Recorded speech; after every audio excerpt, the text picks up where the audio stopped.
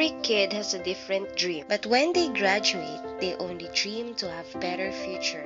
They work hard to earn money, but they were not satisfied because of low salary and offers. So then, they will decide to go to other countries to find a better job. In the Philippines, the study shows that nurses and midwives represented the biggest group with an average of 9,348 deployed yearly. Engineers comprised the second biggest group, averaging 4,117 yearly. Health professionals, including medical doctors, accounted for the third largest group with an average of 1,426 yearly.